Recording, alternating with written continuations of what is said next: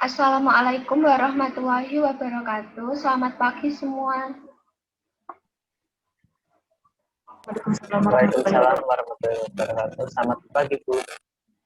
Bagaimana kabarnya hari ini? Alhamdulillah sehat, Bu. Ya, alhamdulillah ya, sehat semuanya. Sebelum kita memulai pembelajaran pada pagi hari ini, alangkah baiknya kita berdoa terlebih dahulu, supaya diberi kemudahan dan kelancaran dalam menjalankan pembelajaran pada pagi hari ini. Berdoa menurut agama dan kepercayaannya masing-masing, berdoa mulai.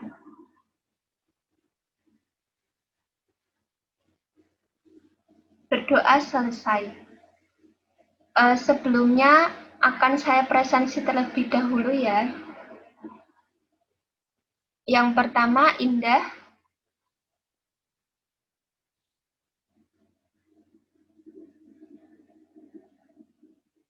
Bu. Ya, Mbak Indah hadir ya.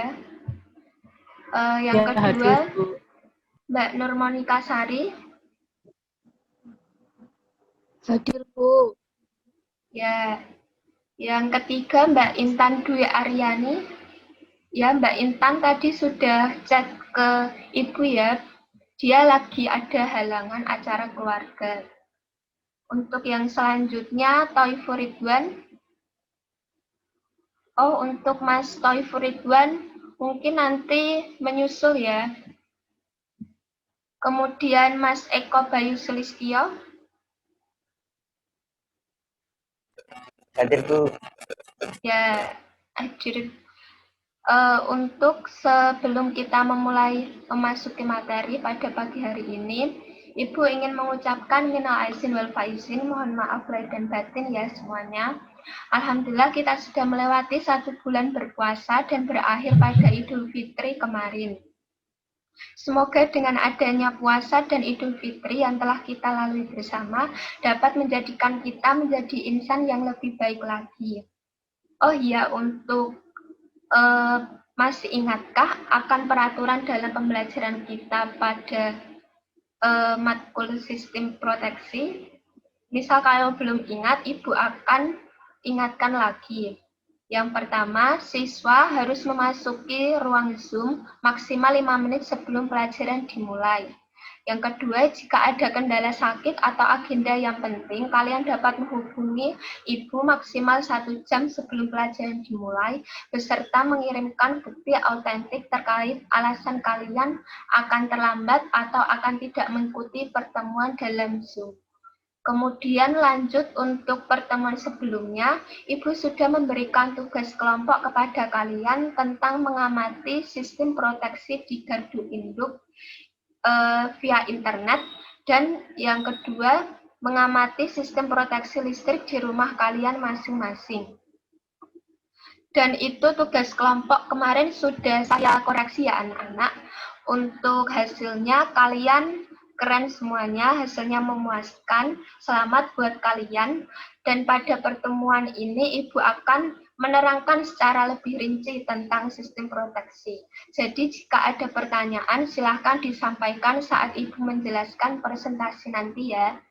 Untuk kompetensi dasar dalam pertemuan kali ini, kalian harus dapat memahami tujuan, fungsi, syarat, dan komponen dari sistem proteksi.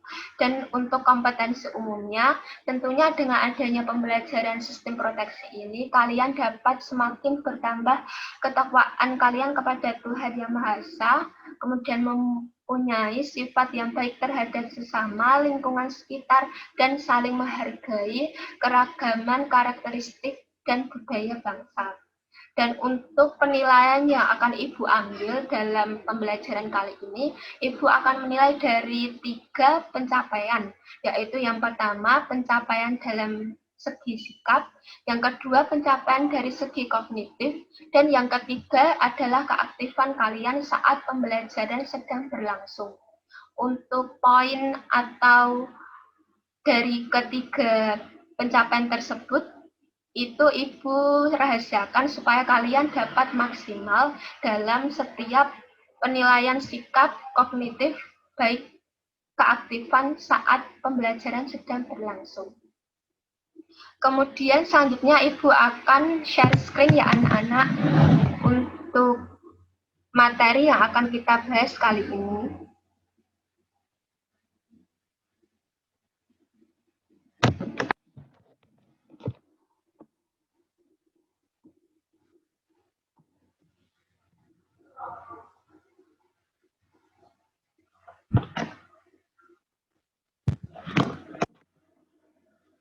Apakah sudah terlihat share screen-nya?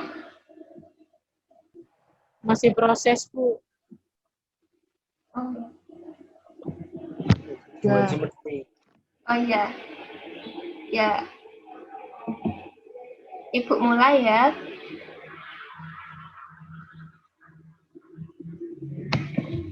Yang pertama adalah tentang pengertian dari sistem proteksi.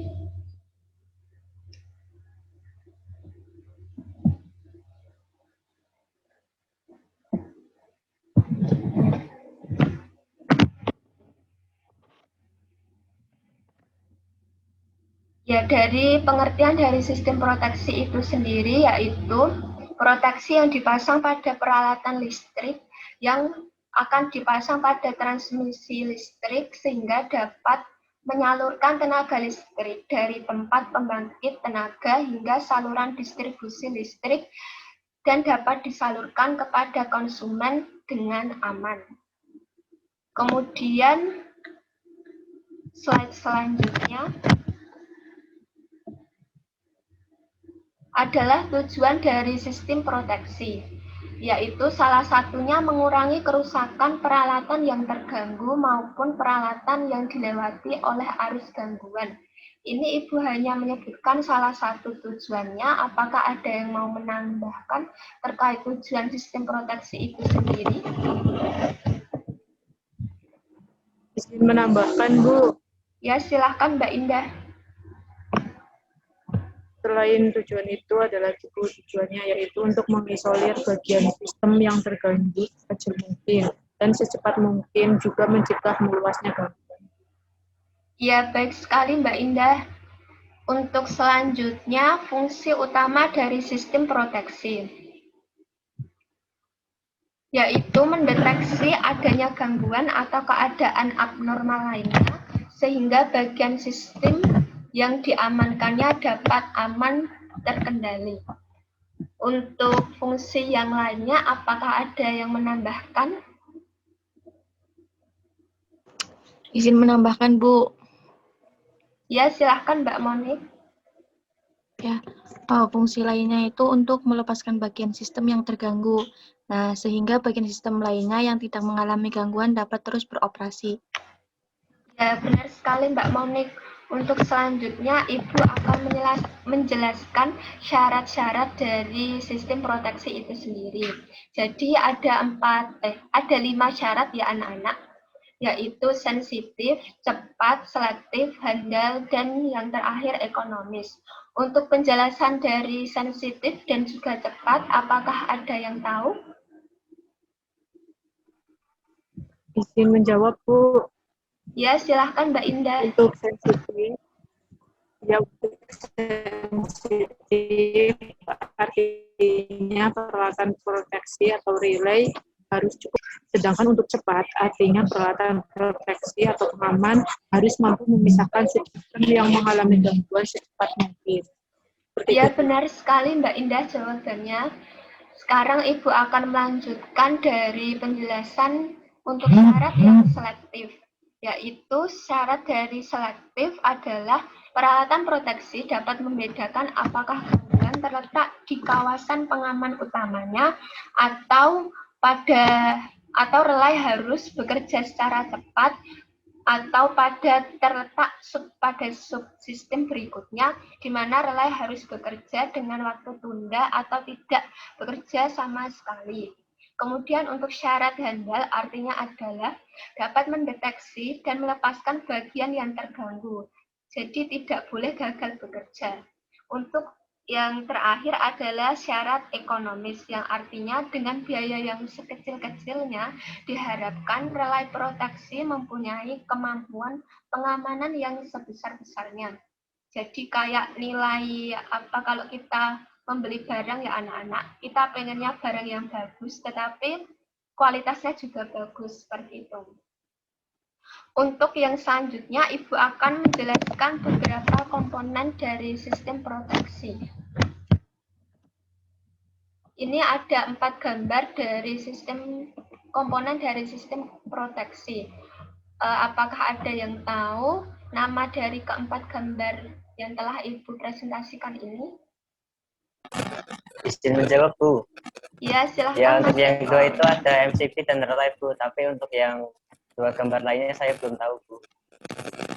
Ya, tidak apa-apa Mas Eko, karena Mas Eko tahunya hanya MCP sama relay. Coba dijelaskan fungsi atau penjelasan sedikit tentang MCP dan relay itu sendiri. Untuk fungsi dari MCP sendiri adalah sebagai pengaman beban lebih atau overload dan fungsi singkat yang disebabkan oleh ketidaksengajaan manusia maupun yang disengaja oleh manusia. Kemudian juga digunakan untuk menghindari sebuah kerusakan alat listrik seperti kulkas, TV, dan lain-lain, Bu, yang bisa menyebabkan timbulnya bunga api jika tidak diputus aliran listriknya.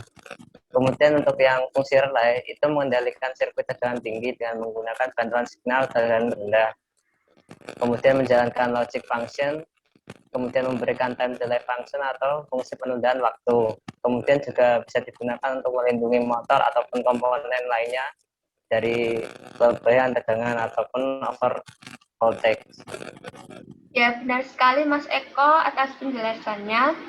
Jadi untuk dua gambar yang Mas Eko belum tahu tadi, itu adalah trafo tegangan dan trafo arus. Yang ini adalah trafo tegangan, kemudian yang ini adalah trafo arus. Fungsinya hampir sama untuk mengukur. Kalau yang trafo tegangan adalah mengukur tegangan, kalau yang trafo arus mengukur arus. Untuk fungsinya sendiri, misal di trafo tegangan ini ada tulisan 150 volt per 10 volt. Yaitu itu artinya setiap aliran dalam trafo tegangan 150 volt itu nanti yang bisa dibaca oleh alat ukur itu cuma 15 volt. Karena perbandingannya tadi kan 150 volt per 15 volt.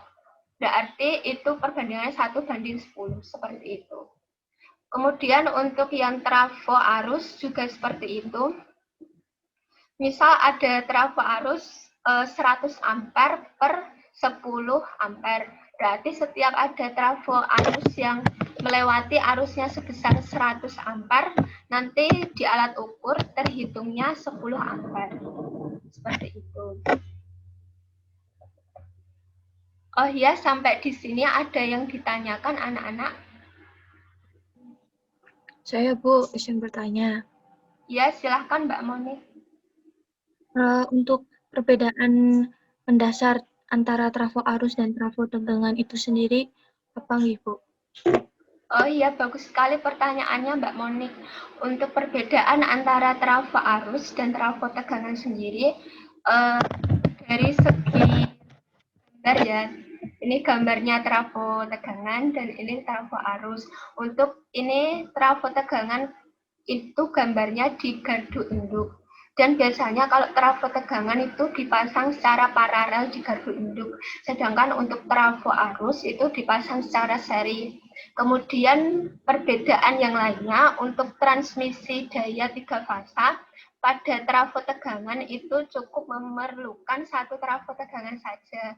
Sedangkan untuk yang trafo arus harus memerlukan 3 trafo arus dalam transmisi daya.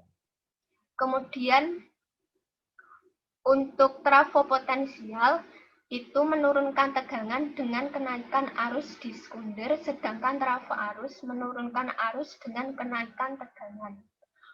Untuk selanjutnya, Ibu akan menayangkan video tentang pelaksanaan sistem proteksi yang dapat dilakukan di kehidupan kita sehari-hari. Harap disimak ya anak-anak. Sebentar Ibu akan share videonya.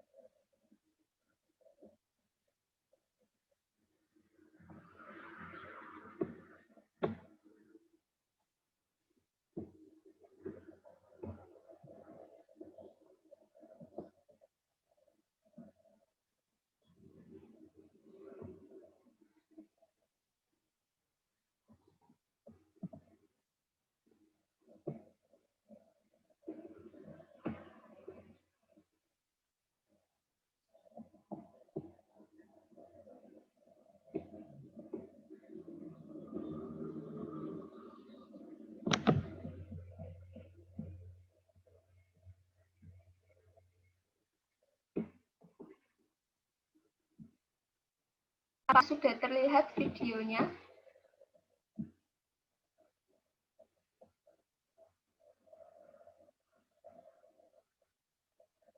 Ya, ini video yang dapat kalian ambil untuk mengamankan instalasi listrik pada rumah kalian saat musim hujan. Silakan disimak ya. Musim hujan, air di mana-mana. Saat air mulai meninggi, apa yang harus Anda lakukan?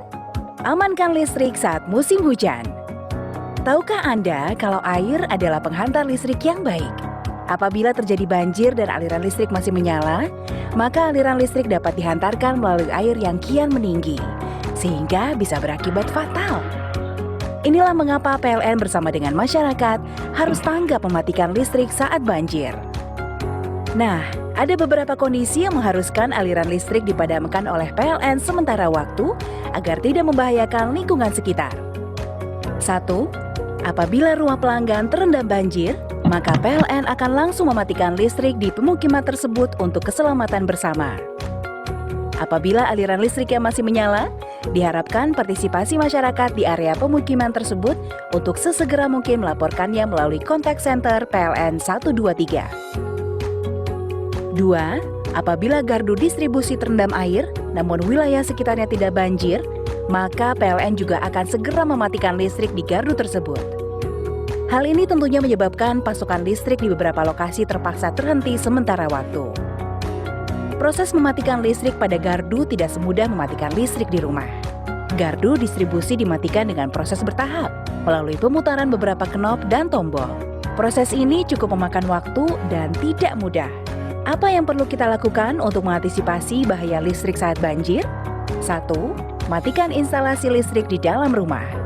2. Segera cabut peralatan listrik di rumah yang masih tersambung dengan stop kontak.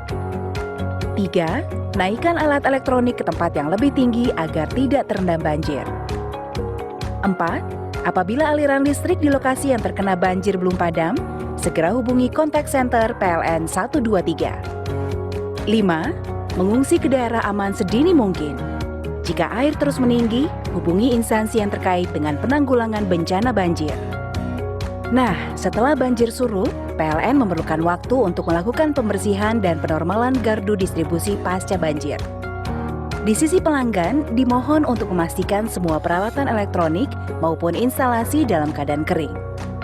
Oh iya, kita harus sama-sama mengetahui juga bahwa instalasi listrik di dalam rumah adalah tanggung jawab pemilik rumah. PLN berwenang sampai dengan KWH meter pelanggan.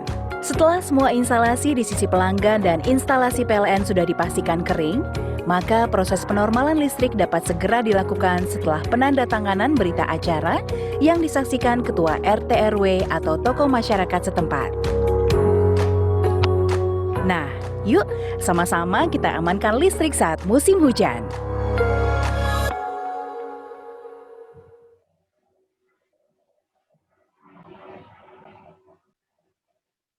Ya, untuk video yang tadi udah selesai, sekarang Ibu mau share lagi untuk video yang selanjutnya, yaitu tentang mengamankan listrik kalian di rumah saat terjadi musim kemarau, karena biasanya gesekan antar itu ya listrik itu biasanya dapat menimbulkan kebakaran.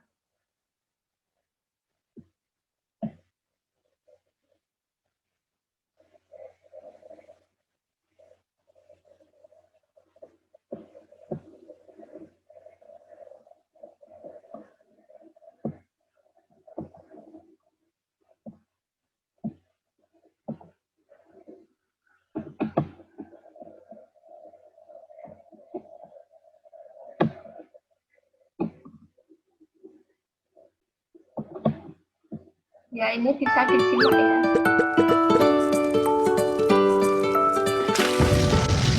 Mengapa kebakaran sering terjadi? Lebih dari 70% kebakaran terjadi akibat korsleting listrik. Padahal, jika terjadi korsleting listrik, sikring atau MCB akan otomatis memutus arus listrik sehingga tidak menimbulkan kebakaran. Lalu, mengapa banyak berita menyebut kalau korslet listrik berujung pada kebakaran rumah? Nah, pertama kita harus sama-sama mengetahui dulu bahwa instalasi listrik di dalam rumah adalah tanggung jawab pemilik rumah. PLN hanya berwenang sampai dengan kWh meter pelanggan. Kedua, PLN selalu memasang suatu alat pengaman pada kWh meter sehingga jika terjadi arus pendek atau korslet, maka seluruh listrik di rumah tersebut akan otomatis padam. Namun, ada kalanya alat pengaman tidak bekerja saat terjadi korslet. Nah, ini adalah akibat jika kWh meter atau sekring diotak-atik sendiri. Salah satunya apabila MCB yang ada di kWh meter diganjal atau di-bypass untuk memperoleh daya yang lebih besar dari daya kontrak. Apalagi jika pelanggan menyambung langsung listrik dari jaringan PLN seperti yang sering dilakukan untuk pos keamanan. Waduh, tindakan ini juga sangat berbahaya karena tanpa pengaman. Musim kemarau panjang sering mengakibatkan alat-alat elektronik di rumah lebih mudah panas. Alat elektronik yang panas ini juga membahayakan karena bisa mengakibatkan ledakan kecil atau bahkan besar. Lalu apa yang bisa kita lakukan untuk mengamankan instalasi listrik di rumah agar terhindar dari kebakaran? Jangan otak-atik meter listrik sendiri. Kalau ada kendala, laporkan kepada petugas PLN. Bisa langsung menghubungi kontak center PLN 123. Cek instalasi arus listrik maksimal setiap 10 tahun sekali. Jangan sampai ada kabel rusak karena panas atau karena digigit tikus atau karena alasan lain. Serahkan kepada pekerja instalatir yang paham instalasi listrik rumah. Cek steker di rumah Anda. Jika sudah terdapat warna kehitaman di sekitarnya, segeralah ganti. Jangan menumpuk steker secara berlebihan karena akan menimbulkan panas berlebihan dan berpotensi menimbulkan kebakaran. Gunakan peralatan listrik yang berkualitas.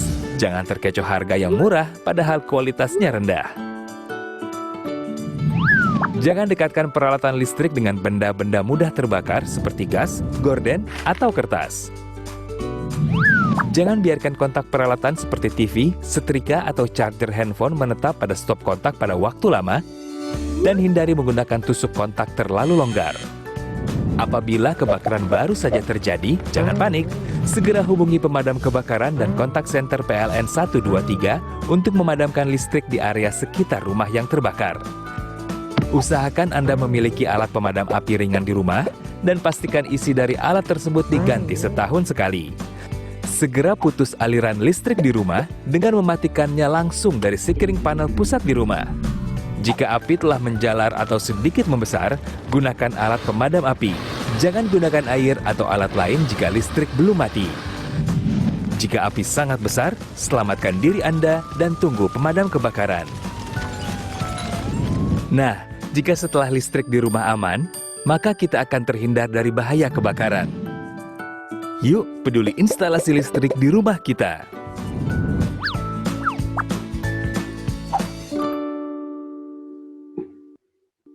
Udah semua ya untuk penayangan videonya. Sekarang Ibu akan share untuk kuis singkat.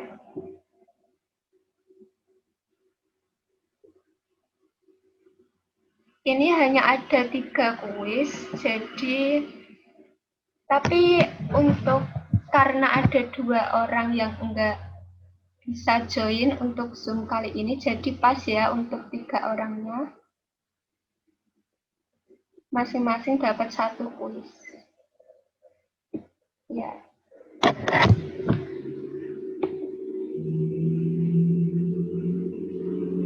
Sebentar, laptop Ibu kadang-kadang ada error.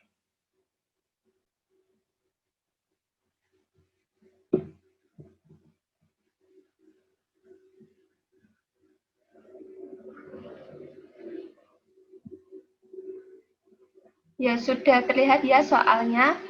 Untuk soal yang pertama, jelaskan secara singkat mengapa sistem proteksi dibutuhkan.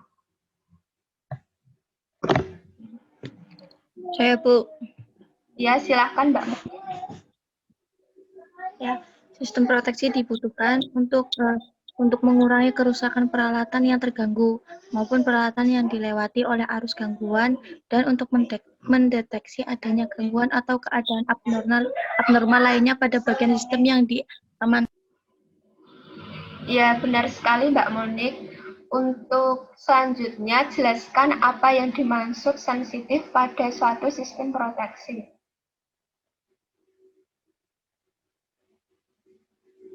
Ada yang bisa jawab?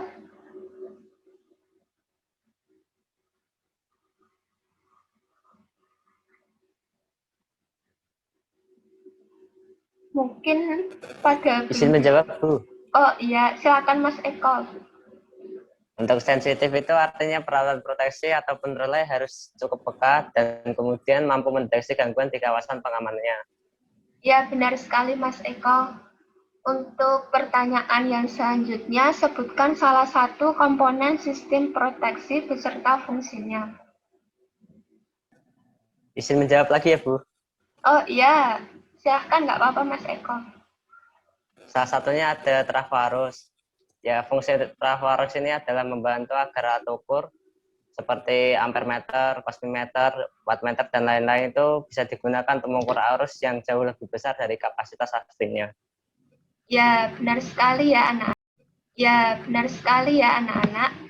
Untuk selanjutnya, Ibu akan memberi sedikit motivasi nih buat kalian. Ya, yang kata-katanya seperti ini.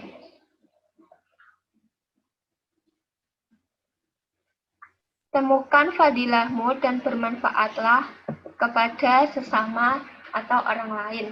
Di sini Ibu ingin menjelaskan tentang apa sih yang dimaksud fadilah. Ini seperti apa yang kalian sukai, suatu bidang, misal kalian ini di jurusan listrik. Jadi kalian tuh sukanya kayak hal yang berbau tentang listrik, terus Ibu harap dari apa yang kalian sukai, terus kalian itu kayak kepo buat mempelajarinya, kemudian di kemudian hari kalian dapat menjadikan itu sebagai suatu profesi kalian. Seperti itu. Tidak terasa untuk Zoom kali ini sudah berakhir. Untuk pertemuan selanjutnya, Ibu akan membahas tentang cara kerja dari komponen sistem proteksi itu sendiri.